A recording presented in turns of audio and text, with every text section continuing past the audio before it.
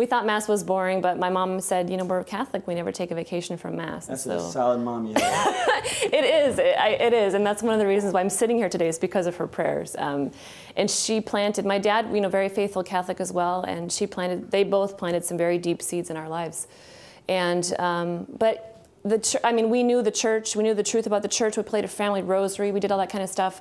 My mom forced me to go to like youth retreats and things like that, but I didn't know my faith, and when I talk about knowing it, I didn't know it here. I was horridly uncatechized, and when I was in college, I was dating a man who was, his father was a Southern Baptist minister, and this man would always challenge me. It's like, you Catholics, you guys worship Mary, and I'm like, I don't know, do we?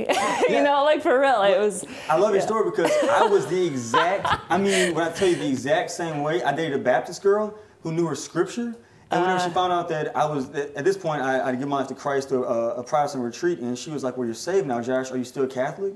And I was like, yeah, and she said, well, you know, Catholics worship Mary, and my exact response was, we do? My mom does have a lot of Mary statues in the house, because I didn't know we don't. And I was like, and so I left the church because of what she told me. And it was like, it was great how the Lord worked through that whole experience. But as I'm hearing your story, I'm like, that's the exact same thing I went through. Exactly. And so even though I went to CCD and we did, I don't know, somehow I missed the boat. I didn't really believe, and I guess I really didn't experience the reality that when the priest takes that piece of bread and he breathes on it, and it really becomes in persona Christi, in the person Jesus. of Christ, the body, blood, soul, and divinity of Christ. I had no idea. I didn't know that when you go to confession and you're honest with a priest, you're meeting the heart, the merciful heart of Christ. It's not about the priest, so to speak. I mean, he's not going to pass out, you know, and you speak the truth. Not only does Jesus heal you, but, you know, he gives you extra grace, but he also wills to remember your sin no more. Right. And that's what's so powerful, because sometimes people are scared of confession, or even after they've confessed a sin, sometimes the evil one can bring it back up to you, and then you're like, oh man, I'm so bad for what I've done. And it's like, no, if you confessed it, it's done. It's over. The Lord does not remember it anymore, so why are you remembering it, you know? Totally. Yeah, definitely. And so totally. So cool. Well, we often we're our most toughest critics, I guess you could say, because God forgives us and other people forgive us, but we're like, no, I must hold on to this, you know, but Right.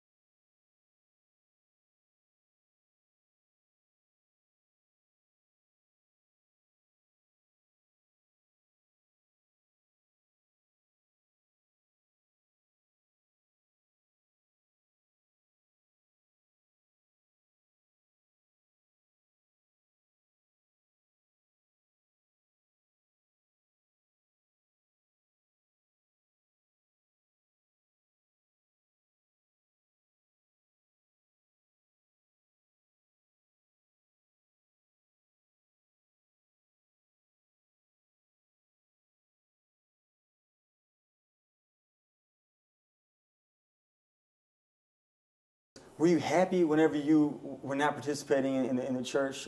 Apart from your mom made you, were you happy like doing whatever you were doing?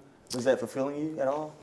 Now I know that I wasn't. Yeah. But at the time, you know, I guess you don't really think about that. You're just like, well, this is what I have to do, and I'm doing sports, and I've got these boyfriends, and I'm partying, and I'm doing all this kind of stuff, and I'm just filling my time. Right. And you know, we talked about that earlier. I couldn't stand silence. Yeah.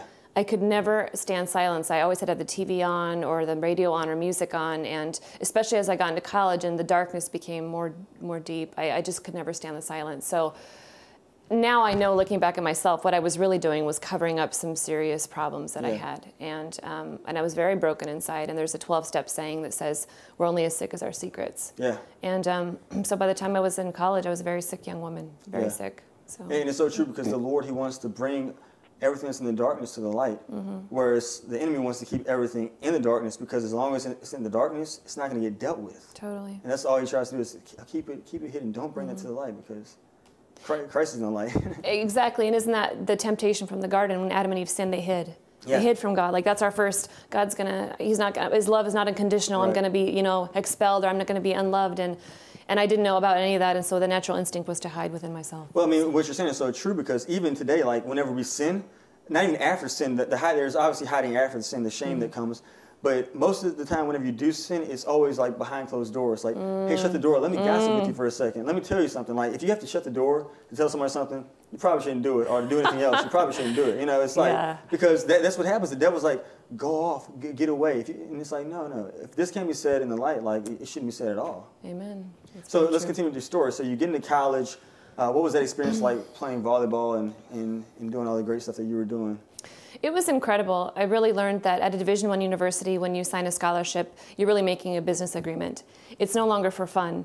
They own you, and they invest money in you, and so your whole schedule is arranged around sports and practice. And when I got to college, the first thing they did was put me on a 5-year program. So I redshirted my freshman year. I weighed like 110 pounds. They put me in the weight room 5 days a week, and to kind of adjust to this different level of volleyball. And my whole life was about sports. But I also, I didn't go to church anymore. I was like, I'm out of here, because I really thought God sucked the fun out of everything. And so I said, I'm not going to be unhappy anymore. I'm going to party. I had a boyfriend on the football team, a really amazing guy on the football team.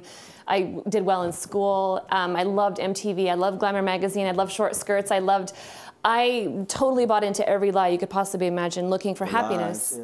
And I was just full speed ahead. And I wanted to work at ESPN or CNN or be a CEO of a company. That was my goal in life. I wanted to be wealthy, and I wanted to have a nice life.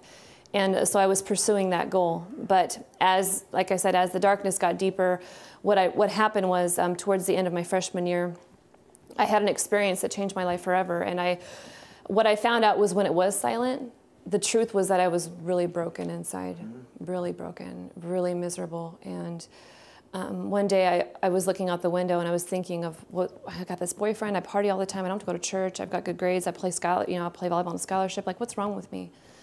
And I really had an experience, and you have to understand, I wasn't praying at the time, I wasn't going to church or anything, and I had this experience where I really felt like God pierced my soul, and I saw myself when I died.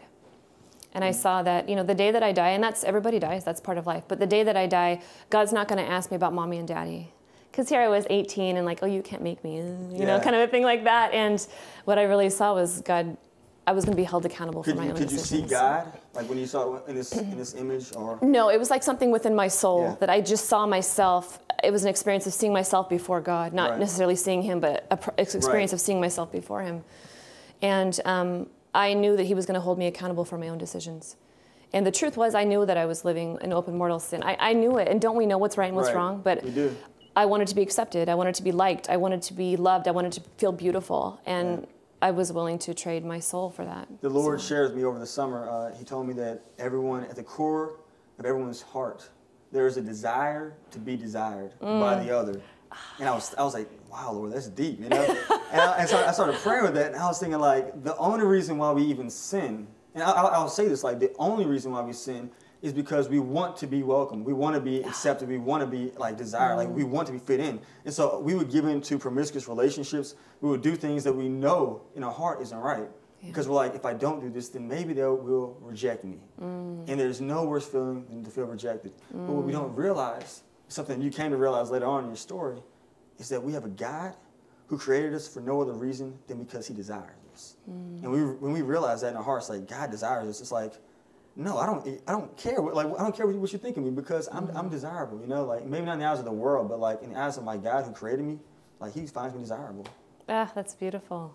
It's from God, so don't give me the credit. But no, that's a beautiful sharing. It's so true. It does not touch deep in our hearts.